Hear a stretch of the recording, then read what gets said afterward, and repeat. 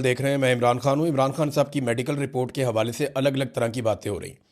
पाकिस्तान तहरीक इंसाफ की जो लीडरशिप है वो कह रही है रिपोर्ट ठीक है, इमरान खान साहब की आंख के अंदर बेहतरी आई है। रिपोर्ट भी यही कह रही है, जबकि इमरान खान साहब की फैमिली और उनके जो ज़ाती मुआलिजीन हैं वो अभी तक मुतमईन नहीं है। और तीसरी तरफ वो लोग जिन्होंने ये दावा किया कि इमरान खान साहब की आंख की बिनाई बिल्कुल ख़त्म हो गई है, उनका दावा अपनी जगह पर मौजूद है। अब आप इन सारी चीज़ों को इकट्ठा करें ना और एक बिगर पिक्चर आप इसकी देखें तो हुआ क्या। एक तो ये है कि पहले खबर आती है कि इमरान खान साहब की आंख ख़राब हो गई है, और इमरान खान साहब ये बताते हैं कि मैं अक्टूबर से इस बात की शिकायत कर रहा था, जनवरी में जाके इन्होंने सीरियस लिया और फिर यहाँ टेस्ट करने के बाद ये मुझे अस्पताल में लेकर गए, वहाँ पे मेरी आंख टेस्ट करवाई और आंख के अंदर इंजेक्शन लगाने के बाद बताया कि 15% आंख बची है और 85% आपकी बिनाई चली गई है। और इमरान खान साहब ने ये भी बताया कि बाकी भी चली गई थी। अब ये रिपोर्ट होता है सलमान सफदर साहब की रिपोर्ट में, और ये सुप्रीम कोर्ट ऑफ पाकिस्तान के अंदर जमा करवाया जाता है, और इसके पीछे भी मेडिकल रिपोर्ट्स का अमल दखल होता है। अच्छा, इसके बाद क्या होता है कि अफसार आलम साहब आते हैं। अब अफसार आलम साहब कौन है आप जानते हैं। मिलिट्री एस्टेब्लिशमेंट से उनका क्या ताल्लुक़ है, नून लीग की हुकूमत से उनका क्या ताल्लुक़ है, वो खुद हुकूमत है, आप जानते हैं अच्छी तरह। तो अफसार आलम साहब आकर ये दावा करते हैं कि इमरान खान साहब की आंख की बिनाई बिल्कुल चली गई है। अब कुछ और भी जो टाउट्स हैं वो आते हैं, वो भी दावा करते हैं कि इमरान खान साहब की बिनाई बिल्कुल चली गई है। अब बराह रास्त खबर तो या तो पाकिस्तान की मिलिट्री एस्टेब्लिशमेंट के पास है या उन डॉक्टरों के पास है जो चेक कर रहे हैं।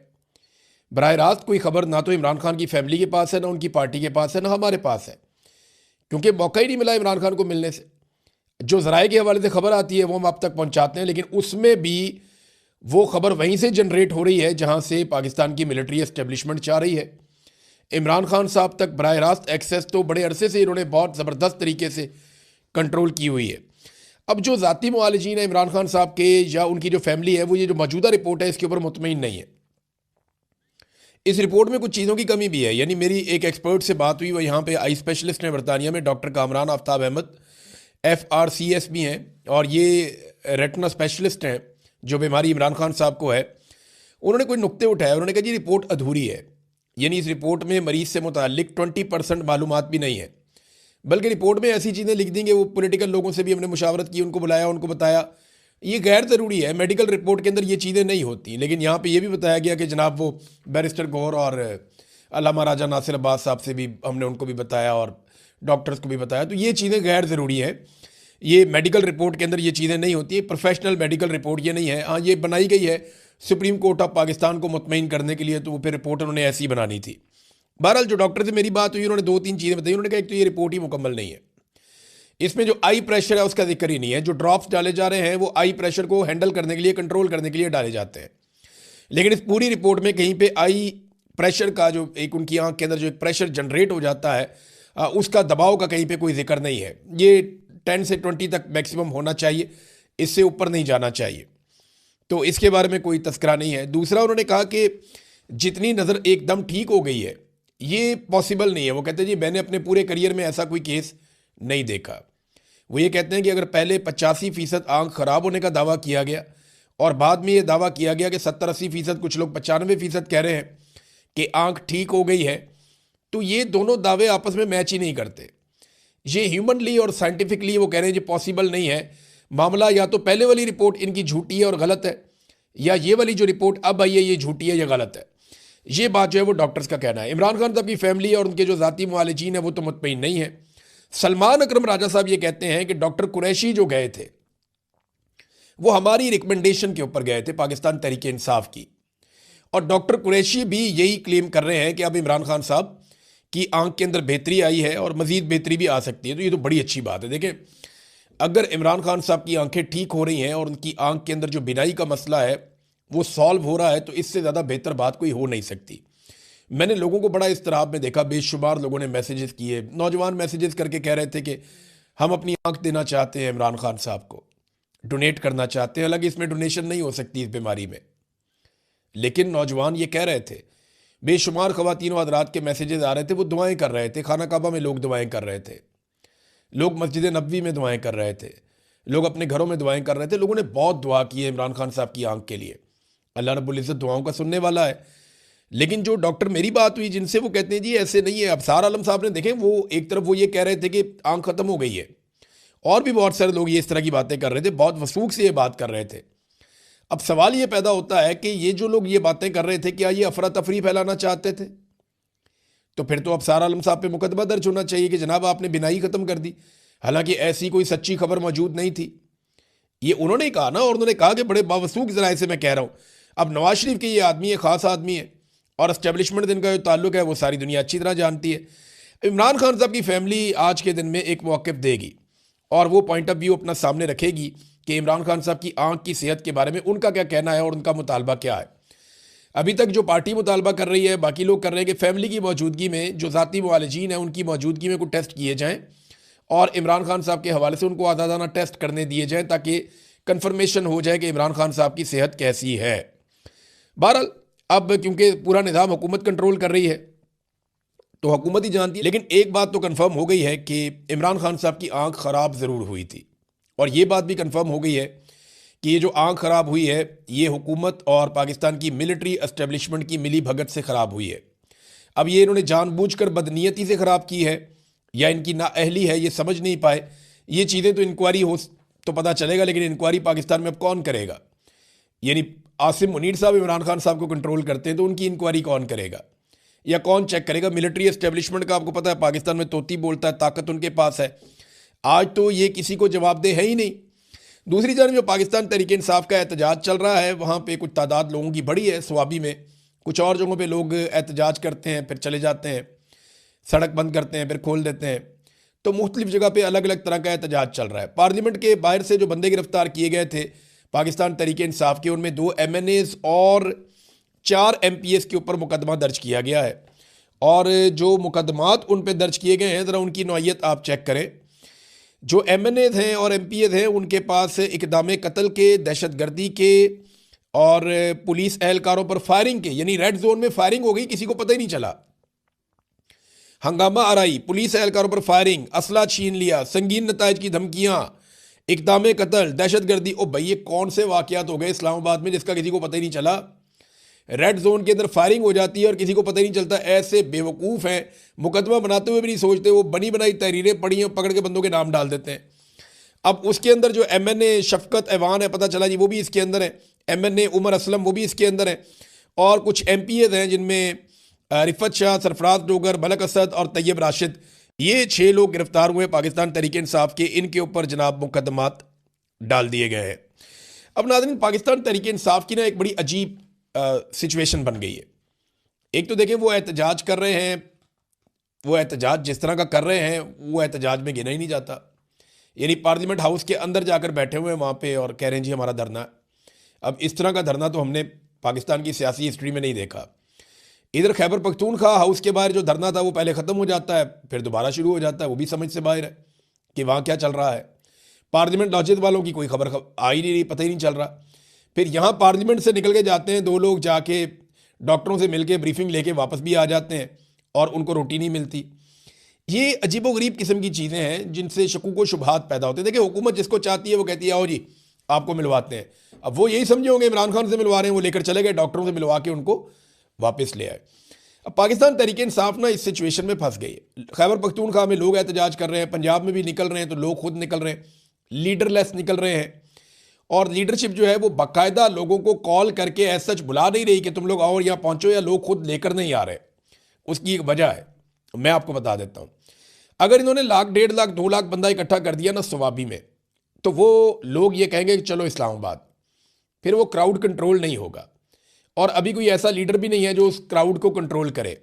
और ग्राउंड के ऊपर सच्ची बात यह है कि पाकिस्तान तहरीक इंसाफ की तैयारी नहीं है। देखिए मैं बार बार ये कहता हूँ, बड़ी सपोर्ट है, बड़ी सपोर्ट है। ये 2/3 अक्सरियत के साथ अभी आप इलेक्शन करवाएं, इमरान खान नाकों चने चबवा देगा सारों को, ये इलेक्शन जीत जाएगा बड़े आराम से, सबको पता है, आसिम मुनीर साहब भी जानते हैं।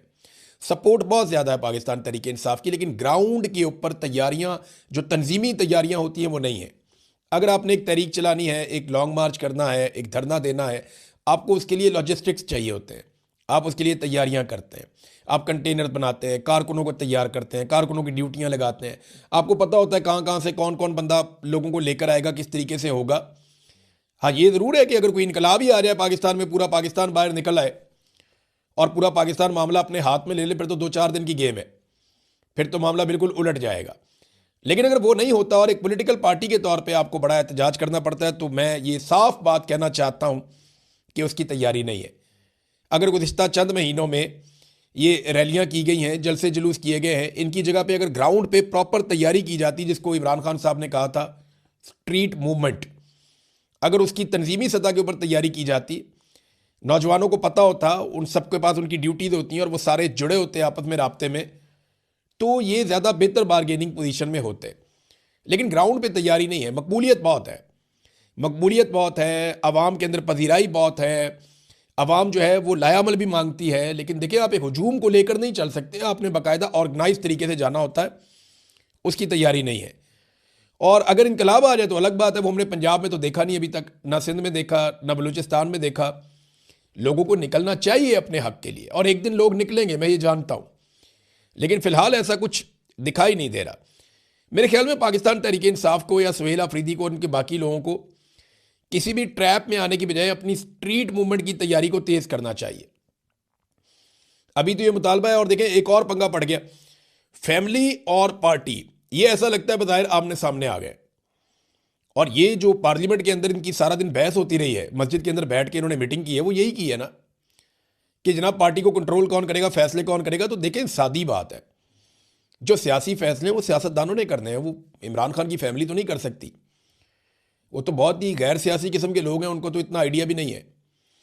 तो ये फैसले तो सियासतदानों ने करने हैं, जो तजर्बाकार सियासतदान हैं। महमूद अचकज़ई साहब हैं, अल्लामा राजा नासिर अब्बास साहब हैं, असद कैसर साहब हैं, बाकी लोग हैं, इन्होंने ये, बैरिस्टर गौहर हैं, सलमान अकरम राजा, इन लोगों ने ये फैसले करने हैं कि किस तरफ जाना है, एहतजाज कैसे होगा और सियासी फैसले क्या होंगे। लेकिन क्योंकि ये सिचुएशन बड़ी अजीब है, यहाँ पे इमरान खान साहब की ज़िंदगी का मामला आ जाता है, उनकी बिनाई का मामला आ जाता है, तो फैमिली बहुत रेलिवेंट हो जाती है और वो ओवरकम कर जाती है सारी सिचुएशन को। सारी सिचुएशन में वो बहुत आगे निकल जाते हैं। वजह यह है कि उनकी वाबस्तगी है ना बराह रास्त। कानूनी नुक्ता नज़र से भी जब इलाज के बारे में बात की जाएगी तो फैमिली की बात की जाएगी, फैमिली को बुलाएं। कानून में भी फैमिली पहले है, तो यहाँ पे फैमिली की रेलिवेंसी बहुत ज़्यादा बढ़ गई और उसकी वजह से बहुत सारी चीज़ें जो हैं वो कंफ्यूज भी हुई, बहुत सारे प्रॉब्लम भी क्रिएट हुए। क्योंकि देखिए, फैमिली तो जब बात करेगी वो यही बात करेगी, हमारे भाई को निकालो जेल में से और उसका इलाज होना चाहिए, हमें हमारे भाई से मिलवाया जाए। उनकी डिमांड्स तो यही रहेंगी। अब जो पॉलिटिकल लोग हैं उनकी तरह पॉलिटिकल डिमांड्स होती हैं। अब देखना यह है कि इसको ये कैसे मैनेज करते हैं। अभी जो होना था वो तो चीज़ें हो गई हैं। आज इमरान खान साहब की फैमिली स्टेटमेंट देगी, देखते हैं उनका स्टेटमेंट क्या आता है। इमरान खान साहब की उनके बेटों से सिर्फ बातचीत करवाई गई है, और देखें ना, बेटों से जब बातचीत की तो नईम हैदर पंजूता साहब हो या बाकी लोग, उन्होंने बताया कि इमरान खान ने अपने बेटों को बताया कि उनकी आंख मुतासर हुई है। ये बात तो कंफर्म है। अब जिन लोगों की वजह से आंख मुतासर हुई है उनसे तो सवाल होता रहेगा, इसका जवाब तो हमेशा मांगा जाता रहेगा, क्योंकि एक लीडर के साथ इस किस्म की हरकत हुई है। मैंने वीडियो देखी है शफीउल्लाह जान की, जैसे पुलिस उसको घसीट के मारती हुई लेकर जा रही है। यानी किसी वजीर इत्तलात को क्या ऐसे पुलिस घसीट के मारते हुए लेकर जा सकती है? सिंध का, पंजाब का, फेडरल का, फेडरेशन का, कोई भी, बलूचिस्तान का कोई भी वजीर इत्तलात आप पकड़ें और पुलिस वाले ऐसे मारते हुए घसीटते हुए इसको ले जाएं, ये मनाजिर पाकिस्तान का मीडिया ववेला डाल देगा, पाकिस्तान का मीडिया शोर मचा देगा, पाकिस्तान के अंदर रोला पड़ जाएगा और पूरी दुनिया में रोला पड़ जाएगा। लेकिन शफीउल्लाह जान है, क्योंकि पाकिस्तान तहरीक इंसाफ से, इमरान खान से उनका ताल्लुक है, और इस वक्त पाकिस्तान की मिलिट्री एस्टेब्लिशमेंट इमरान खान साहब पे बहुत गुस्से में है, तो किसी को कोई फ़र्क ही नहीं पड़ता जो बज़ाहिर दिखाई दे रहा है। नाज़रीन, अली अमीन गंडापुर साहब ने कुछ स्टेटमेंट्स दिए हैं। मैं इसके ऊपर इसलिए बात करूंगा कि मैं इनमें एक दो चीज़ों का गवाह भी हूँ। गंडापुर साहब ने कहा कि मोहसिन नकवी की तारीफ़ की कि जितनी कोशिश उसने की मोहसिन नकवी ने इमरान खान को छुड़वाने की, उतनी कोशिश किसी ने भी नहीं की। ये तो ज़रा ज़्यादा बोल गए। गंडापुर साहब की अपनी कोशिश मोहसिन नकवी से ज़्यादा है, और इमरान खान साहब की पार्टी में बेशुमार लोग ऐसे हैं जिन्होंने बहुत कोशिश की इमरान खान साहब को छुड़वाने की।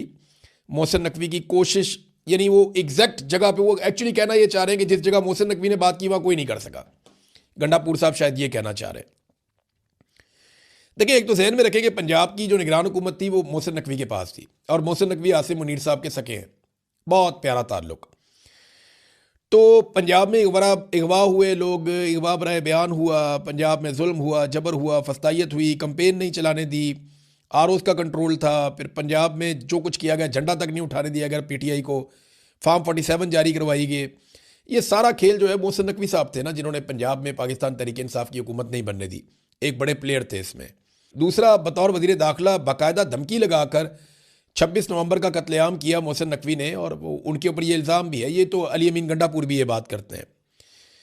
फिर आसिम मुनीर साहब के पीछे जो एक शख्स या मुख्तलिफ दिमाग जो काम करते हैं, उनमें एक मोहसिन नकवी का दिमाग भी है, और ये बहुत अहम आदमी है आसिम मुनीर के लिए, और बहुत अहम दौरों के ऊपर भी आसिम मुनीर के साथ रहा। तो मोहसिन नकवी ने इमरान खान को, पीटीआई को बहुत नुकसान पहुंचाया, इनकी बनती हुई हुकूमत नहीं बनने दी। और आसिफ अली जरदारी मोहसिन नकवी को अपना बेटा कहता है, और नवाज शरीफ वगैरह भी अब मोहसिन नकवी के बहुत करीब हैं। तो मोहसिन नकवी ने इन दो पॉलिटिकल पार्टीज को ज़बरदस्ती इक़्तिदार में लाने के लिए पूरा खेल खेला। लेकिन इमरान खान को छुड़वाने के लिए, देखें अब ये मैं आपको बताता हूँ, मेरी जब गंडापुर साहब से मुलाकात हुई, जब वो वज़ीर आला बने, तो उसके कुछ अरसे के बाद उन्होंने ये कहा कि मैं इमरान खान को बातचीत के ज़रिए से छुड़वाऊँगा। मैंने कहा जी इमरान खान ने तो आपको एहतजाज का टास्क दिया है कि आप अपनी कंपेन चलाएंगे, आप एहतजाज की, और आप एक तहरीक बनाएंगे। तो उन्होंने कहा नहीं, वो आप मेरे से लिख कर ले लें, इमरान खान अगर कभी भी छूट कर आएगा तो वो ये बातचीत के जरिए छूट कर आएगा, वैसे इमरान खान नहीं छूटेगा। उन दिनों में मोहसिन नकवी साहब के साथ भी मुलाकातें हो रही थी गंडापुर साहब की, और बहुत मुमकिन है कि गंडापुर साहब को कंट्रोल करने के लिए या उन्हें दिखाने के लिए उन्होंने, मोहसिन नकवी साहब ने आर्मी चीफ के सामने ये बात की हो, आसिम मुनीर के सामने, कि जी इमरान खान साहब के बारे में कुछ सोचें या उन्हें छोड़ें या ये मामला रिजॉल्व करें, और इससे गंडापुर साहब ने ये तासुर लिया हो कि ये बंदा इमरान खान को छुड़वा सकता है। ये ऐसा नहीं है, इन्होंने इमरान खान को नहीं छोड़ना इस तरह। मैं ये जानता हूँ ज़ाती तौर पे कि जब तक कौम नहीं छुड़ाएगी ये इमरान खान को नहीं छोड़ेंगे, या जब तक कोई बहुत बड़ा बैरूनी दबाव नहीं आएगा तब तक इमरान खान को नहीं छोड़ेंगे, या जब तक इमरान खान साहब कोई डील नहीं बना लेंगे या कोई इनके साथ मफाहमत नहीं कर लेंगे या कोई रास्ता नहीं निकालेंगे, कोई अंदरूनी बैरूनी दबाव नहीं आएगा, तब तक इमरान खान को नहीं छोड़ेंगे, चाहे कोई भी कहता रहे। ये गंडापुर साहब ने कह तो दिया, लेकिन मेरे ख्याल में थोड़ा ज़्यादा बोल दिया। बहुत सारे और लोगों ने बड़ी कोशिश की है, जिनमें गंडापुर साहब खुद भी शामिल हैं, शायद मोहसिन नकवी से ज़्यादा ही उन्होंने जोर लगाया होगा। गो कि उन्होंने बहुत बड़ी बड़ी गलतियां भी की और लोगों से